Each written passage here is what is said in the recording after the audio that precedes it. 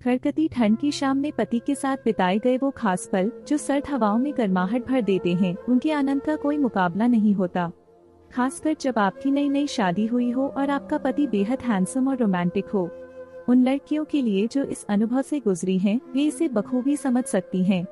राधिका की शादी नवंबर में हुई थी। उसको एक बहुत अच्छा परिवार और प्यार करने वाला पति मिला था। राधिका की ननद उसकी दोस्त जैसी थी और उसको 2 जेठानियां भी मिली थीं। राधिका के पति बेहद रोमांटिक थे। जब भी मौका मिलता वे उसे प्यार जताने से नहीं चूकते थे।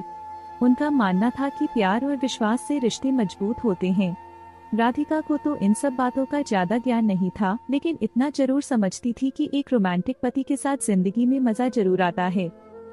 जनवरी का महीना था और कड़ाके की ठंड पड़ रही थी। दोपहर में सभी ने खाना खाकर आराम करने का सोचा। राधिका और उसके पति भी अपने कमरे में चले गए। थोड़ी बहुत बातें हो रही थी और ठंड में बातें कहां से कहां पहुंच जाती हैं, यह कहना मुश्किल है। हमारे बीच भी कुछ ऐसा ही हो रहा था। जैसे ही कुछ खास होने वाला था, तभी मम्मी जी ने जोर से आवाज दी। उसने तुरंत दरवाजा खोला और बाहर चली गई। मम्मी जी ने कहा कि बर्तन वैसे ही पड़े हैं, यह शुभ नहीं है। जाओ आराम करो, आगे से ध्यान देना, मैं साफ कर देती हूँ। राधिका ने कहा, मम्मी आप रहने दीजिए, मैं कर देती हूँ। लेकिन मन में सोच रही थी कि इतने अच्छे मूड में मम्मी जी ने बुला लिया। जैसे जैसे समय बीतता गया, मम्मी जी उसको हर छोटी बात पर टोकने लगी। उनका सबसे बड़ा गुस्सा इस बात पर होता कि वो काम करने में देर क्यों कर रही है, जबकि वो हर काम अपने तरीके से करती थी। धीरे धीरे यह शिकायतें जेठानी जी तक भी पहुंचने लगी। एक दिन जब सबको ऑफिस जाना था, न जाने कैसे नाश्ता और लंच समय पर तैयार नहीं हो पाया। मम्मी जी ने हमें दोनों को डांट पिलाई। शाम को जब पति घर आए तो राधिका ने यह बात उनसे बताई। उन्होंने भी मुझे ही समझाया कि ऑफिस के समय का ध्यान रखना चाहिए, क्योंकि वह इधर उधर नहीं हो सकता। धीरे धीरे हमारे रूटीन में बदलाव आ गया। जो काम पहले 8 बजे तक हो जाता था, अब 11 बजे तक खींचने लगा था। मम्मी जी का गुस्सा राधिका पर और जेठानी पर उतरता कि हमने घर का सारा रूटीन बदल दिया। 11 बजे खाना खाकर सोते सोते 1 बज जाता और सुबह उठने में मुश्किल होती। फिर नाश्ता बनाने में भी देरी हो जाती। हम दोनों देवरानी जेठानी जल्दी जल्दी बिना ज्यादा मेहनत का खाना बना देती। इसका असर पति देव और बड़े भैया पर भी दिखने लगा। लेकिन गलती कहाँ हो रही थी, यह समझ नहीं आ रहा था। धीरे धीरे घर की शांति भी भंग होने लगी। जो आदमी शादी के समय इतना प्यार करता था, अब हर बात पर चिढ़ने लगा था। फिर एक दिन सास ने हम दोनों से कहा कि अपना फोन हमें दे दो। हमें गुस्सा आया। राधिका ने तो कुछ नहीं कहा, लेकिन जेठानी जी ने कहा, मम्मी घर को घर रहने दीजिए, इसे जेल मत बनाइए। लेकिन उन्होंने एक न सुनी और फोन ले लिया। अब से फोन सिर्फ दोपहर 1 बजे से रात को 7 बजे तक मिलेगा। हमें सासू माँ का यह रवैया बुरा लगा। 2 दिन बाद रक्षा बंधन था। राधिका ने अपनी माँ और पापा से सारी बातें बताई जब वो अपने भाई को राखी बांधने गई थी।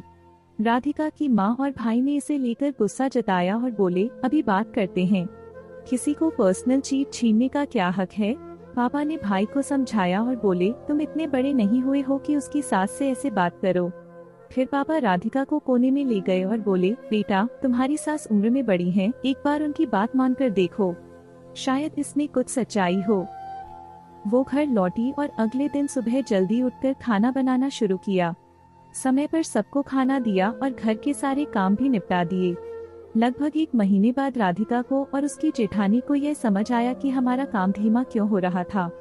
जो काम पहले 8 बजे हो जाता था, अब 11 बजे क्यों खिंच रहा था। इसकी वजह थी मोबाइल और खासकर शॉर्ट वीडियो।